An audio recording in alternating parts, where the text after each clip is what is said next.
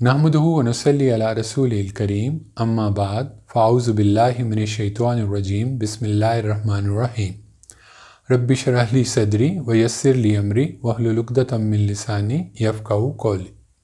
ہم نے پچھلے لیکچر میں دیکھا کہ انسان ایک ابدی مخلوق ہے۔ اللہ تعالیٰ نے اسے جنت کی بادشاہی کے لیے تخلیق کیا ہے، سوائے ان کے جو اپنی بدعمالیوں سے خود جہنم کے خریدار بنے۔ ہماری زندگی کو دو حصوں میں بانٹ دیا گیا ہے۔ پہلا حصہ بہت مختصر مگر انتہائی اہم ہے، کیونکہ اسی پر دوسرے حصے کے ابدی مستقبل کا انحصار ہے۔ یہاں کرنا اور وہاں پانا ہے۔ تزکیہ ہر فرد کے لیے آخرت کی کامیابی کی بنیادی شرط ہے، جسے پورا کیے بغیر کوئی جنت میں داخل نہیں ہو سکتا۔ عربی میں تزکیہ کا مفہوم کسی چیز کو صاف ستھرا بنانا، اس کو نشو و نما دینا اور اس کو پروان چڑھانا ہے۔ مثلا زمین کا تزکیہ یہ ہے کہ پہلے جھاڑ جھنکار سے اسے صاف کیا جائے، اس کی ناہمواریوں کو ہموار کیا جائے، پھر اس پر ہل چلا کر اس کو نرم بنایا جائے، پھر کھاد اور پانی دے کر اس کو اس قابل بنایا جائے کہ وہ اپنی فطری صلاحیتوں کے مطابق کسی اچھے بیج کو نشو و نما دے سکے اور اس سے پھل پھول حاصل ہو سکے۔ گویا تزکیہ عقیدہ و عمل کی گندگی کو دور کر کے پاکیزگی اختیار کرنا ہے۔ عقیدہ کوئی خود ساختہ گھڑی ہوئی باتوں کو ماننے کا نام نہیں، ان حقائق کو ماننا ہے جو ہمارے وجود اور ہمارے ارد گرد بکھرے پڑے ہیں، ہماری فطرت جن کی گواہی دیتی ہے، لیکن غفلت، نفس کی خواہشات اور شیطان کے بہکاوے نے انہیں ہماری نظروں کے سامنے ہوتے ہوئے بھی اوجھل کر دیا ہے۔ بھلا یہ کوئی بتانے کی بات ہے کہ چونکہ انسان مخلوق ہے تو اس کا لازماً ایک خالق ہونا چاہیے، پھر اس خالق کی قدرت، عظمت اور حکمتوں کے آثار اس کے ارد گرد پھیلی کائنات میں بکھرے پڑے ہیں۔ اس کی نعمتوں میں وہ صبح شام جیتا ہے، ان کے بغیر ایک پل جینا بھی اس کے لیے ممکن نہیں۔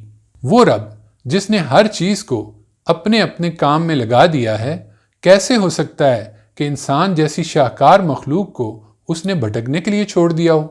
اس کے وجود میں لامحدود خواہشوں کا تقاضا تو رکھا ہو، لیکن ان کا کوئی جواب نہ ہو۔ انبیاء، آسمانی کتابیں اور آخرت کی زندگی انہی سوالوں کے جواب ہیں۔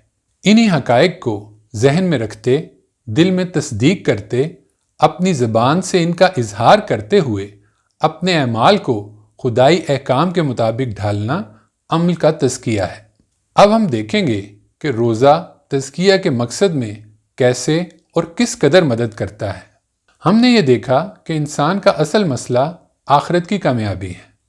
اس دنیا کی رونقوں میں پڑ کر وہ بار بار بھول جاتا ہے کہ وہ خدا کا بندہ ہے، اس کی منزل خدا کی ابدی جنت کا حصول ہے، اور وہ اسے فکر و عمل کی پاکیزگی اختیار کرنے پر ہی ملے گی۔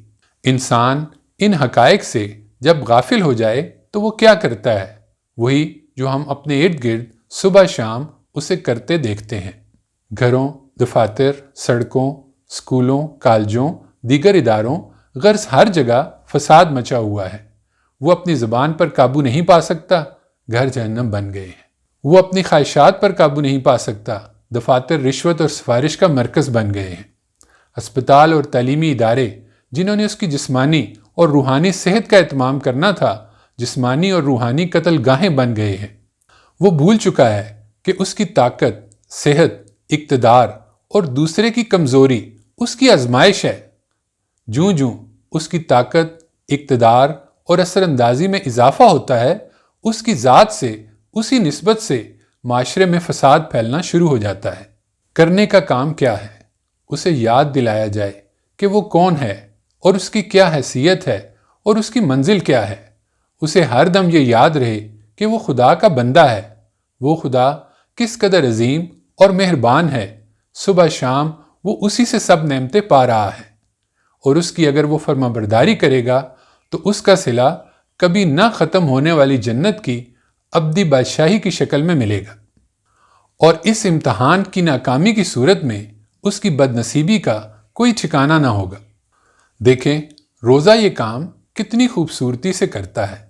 اللہ تعالیٰ سورہ بقرہ کی آیت 183 میں روزے کا حکم یوں ارشاد فرماتے ہیں، ایمان والو، تم پر روزہ فرض کیا گیا ہے جس طرح تم سے پہلے لوگوں پر فرض کیا گیا تھا تاکہ تم اللہ سے ڈرنے والے بن جاؤ۔ روزہ ہے کیا؟ صبح صادق سے غروب آفتاب تک اپنے آپ کو کھانے پینے اور ازدواجی تعلقات سے روکے رکھنا۔ کھانا اور پانی انسان کی سب سے بڑی ضرورتیں ہیں۔ جب پیاس سے آدمی کا حلق سوکھ جاتا ہے اور جب بھوک سے آدمی کی انتڑیاں سوکھنے لگتی ہیں، اس وقت اسے معلوم ہوتا ہے کہ وہ کتنا کمزور ہے اور خدا کی مدد کا کتنا زیادہ محتاج ہے۔ یہ تجربہ اس کو اللہ کی عظمت اور اس کے مقابلے میں اپنی عاجزی کا احساس دلاتا ہے۔ یہی عاجز مطلق ہونے کا احساس تقویٰ کا حاصل ہے۔ پھر جب شام کو وہ کھانا کھاتا اور پانی پیتا ہے تو وہ اس بات کا تجربہ کرتا ہے کہ اس کے خدا نے کتنی مکمل اور بہترین صورت میں اس کی ضروریات کا انتظام کر رکھا ہے۔ دل احسان مندی کے جذبات سے بھر جاتا ہے اور اس کی زبان پر حمد و شکر کے کلمات جاری ہو جاتے ہیں۔ وہ سوچتا ہے کہ جس خدا نے ایسی نعمتیں دی ہیں اس کے لیے میں اگر اپنی پوری زندگی بھی قربان کر دوں تو اس کا حق ادا نہیں ہو سکتا۔ یہ شکر اسے اپنے رب کی فرمانبرداری کی طرف مائل کرتا ہے۔ یہی شکر دین کی جڑ اور بنیاد ہے۔ نعمتوں کے بارے میں ہم جانتے ہیں کہ ان کی قدر کھوئے جانے پر ہی معلوم ہوتی ہے، جیسے صحت کی قدر بیماری میں۔ روزے میں نعمتوں سے روکا جانا اسے نعمتوں کی موجودگی اور ان کی قدر و قیمت کا احساس دلاتا ہے۔ پھر وہ یہ بھی سوچتا ہے کہ میں اس قدر کمزور ہوں کہ چند گھنٹوں کی بھوک پیاس برداشت نہیں کر پا رہا۔ اس خالق کو بھولا رہا تو آخرت کی ابدی بھوک پیاس اور عذاب کیسے برداشت ہوں گے؟ خدا کی خوشی کے لیے اپنی جائز ضروریات اور خواہشات پر پابندی لگانے کی یہ مشق اسے اس کی قوت ارادی سے متعارف کراتی ہے اور اس کے سامنے یہ سوال لا کھڑا کرتی ہے کہ میں اگر اپنی سب سے بنیادی ضرورت کھانا پینا اور اپنی سب سے بڑی خواہش ازدواجی تعلق پر اگر یہ پابندیاں لگا اور برداشت کر سکتا ہوں تو پھر ناجائز خواہشات سے کیوں خود کو روک نہیں پا رہا؟ یہ سنجیدہ سوال اسے غور و فکر پر آمادہ کرتا اور اسے جواب تک لے جاتا ہے۔ میں اپنا آپ بھول جاتا ہوں۔ مجھے احساس نہیں رہتا کہ یہ معاملہ کس قدر اہم ہے۔ مجھے یاد نہیں رہتا کہ میں حالت امتحان میں ہوں۔ میں اپنی ابدی منزل یاد نہیں رکھ پاتا۔ اللہ تعالیٰ نے انسان کی اس مشکل کا جواب اسے قرآن کی شکل میں عطا فرمایا۔ قرآن الذکر ہے، یعنی یاد دہانی۔ وہ ہمیں اس لیے دیا گیا ہے تاکہ وہ ہمیں ان تمام حقائق کی یاد دہانی کراتا رہے۔ قرآن کے چند صفحات بھی اگر ہم روزانہ سادہ ترجمے کے ساتھ پڑھیں گے اور ان پر غور و فکر کرتے رہیں گے تو وہ ہمیں روزانہ خدا، رسول اور آخرت کی منزل کی یاد دہانی کرا دیں گے۔ رمضان اسی لیے قرآن جیسی نعمت کی شکر گزاری کا مہینہ ہے۔ قرآن سے دور، خدا سے غافل کی ذہنی حالت کی اللہ تعالیٰ نے دیکھیے سورہ نور میں کیسی عمدہ تصویر کشی کی ہے۔ ساحل کی روشنیوں سے دور، گہرے سمندروں میں ایک بے چراغ کشتی، گہرے سیاہ بادلوں نے چاند ستاروں کی روشنی سے بھی محروم کر کے تاریکیوں کو مزید گہرا کر دیا ہے۔ گہری موجوں کے درمیان تہ در تہ اندھیرے اور اتنے گہرے کہ مسافر اپنا ہاتھ دیکھنا چاہے تو نہ دیکھ سکے۔ یوں روز بروز بڑھتی فکری تاریکیاں اس کے ارد گرد پھیلی روشنیوں کو نگل کر اس کے ارد گرد اندھیروں کا جنگل مزید بڑھا رہی ہیں اور گویا وہ مکمل اندھیروں میں گھر گیا ہے۔ اور یہی خدا سے غافل عملی طور پر صحرا میں بھٹکتا وہ مسافر بن گیا ہے جو اپنا زاد راہ گم کر بیٹھا ہے۔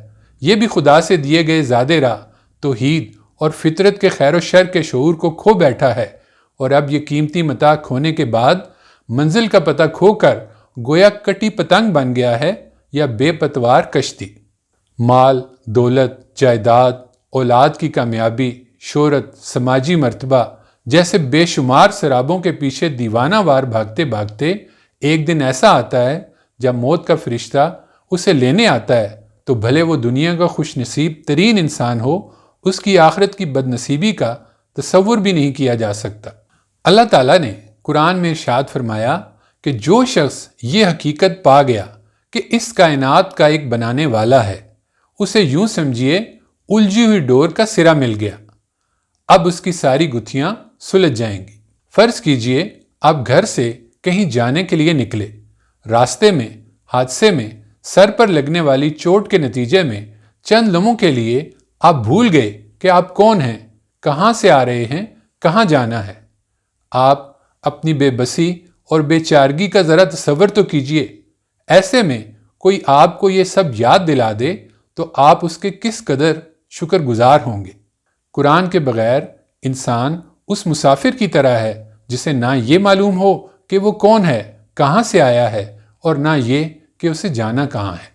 ہمارے ارد گرد کی دنیا کو ایسا بنایا گیا ہے کہ خدا کے ابدی پیغام اس سے مسلسل نشر ہو رہے ہیں۔ سورج صبح شان سے طلوع ہوتا، دوپہر گویا اپنے عروج کو پہنچتا اور پھر زوال کے بعد شام کو غروب ہو جاتا ہے۔ چاند ایک ماہ میں اندھیرے سے آغاز، 14ویں کا مکمل چاند بننا اور پھر گھٹتے گھٹتے اندھیرے میں کھو جانا۔ بیج کلی بنتے، پھول کھلتے اور پھر بکھر کر مٹی میں مل جاتے ہیں۔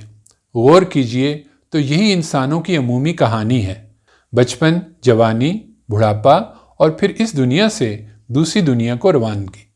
ہمارے ارد گرد کی چیزیں گویا یہ خاموش پیغام مسلسل نشر کر رہی ہیں۔ قرآن پڑھتے ہی گویا ان سب کو زبان مل جاتی ہے، یہ سب گویا بولنا شروع کر دیتی ہیں۔ دنیا کا عارضی ہونا، خدا کی حکمتیں، خدا کی بڑائی، ایک ایک چیز بیان کرنے لگتی ہے۔ قرآن گویا وہ سوئچ ہے جس کے آن ہوتے ہی ہمارے ارد گرد ہر طرف روشنیاں جگمگانے لگتی ہیں۔ ہمیں سراب نہیں، چیزیں اپنی اصل صورتوں میں دکھائی دینے لگتی ہیں۔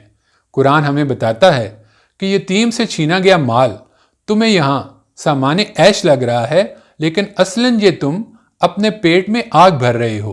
امتحان کی مہلت ختم ہوتے ہی چیزیں جب اصل صورت میں ظاہر ہوں گی تب تم یہ دیکھ بھی لوگے۔ کسی کی ناجائز زمین ہڑپ کرنے والے کو 7 زمینوں کا طوق قیامت کے دن پہنایا جائے گا۔ زکوٰۃ نہ دینے والے کا مال جب سانپ کی شکل اختیار کر کے اسے ڈسنے آئے گا تب وہ جانے گا کہ اس دنیا میں وہ قرآن کے بغیر روشنی ہوتے ہوئے بھی اندھیروں میں تھا۔ لیکن افسوس اس وقت اس کا یہ جاننا اس کے کسی کام نہ آئے گا۔ سال میں 1 ماہ لگ بھگ 700 گھنٹے روزوں کی یہ مشق اسے بھولا ہوا سبق یاد دلا کر، روحانی حوالے سے تازہ دم کر کے، شیطان کے حملوں سے بچاؤ کے لیے ایک مضبوط ڈھال دے کے اور قرآن جیسی عظیم ترین نعمت کی یاد دہانی کرا کے اس کی طرف نئے سرے سے متوجہ کر کے یوں رخصت ہوتی ہے کہ تزکیہ نفس کا یہ سفر خوب سے خوب تر کی جانب گامزن رہ سکے۔ جوں جوں ہمیں منزل کی قدر و قیمت واضح ہوتی جائے گی، ہر رمضان بہترین سے بہترین گزارنے کی ہماری خواہش پختہ ارادے میں ڈھلتی جائے گی۔ اگلے لیکچر میں ہم انشاءاللہ دیکھیں گے کہ رمضان سے بھرپور فائدہ کیسے اٹھایا جائے۔ اللہ تعالی ہمیں عمل کی توفیق عطا فرمائے، آمین۔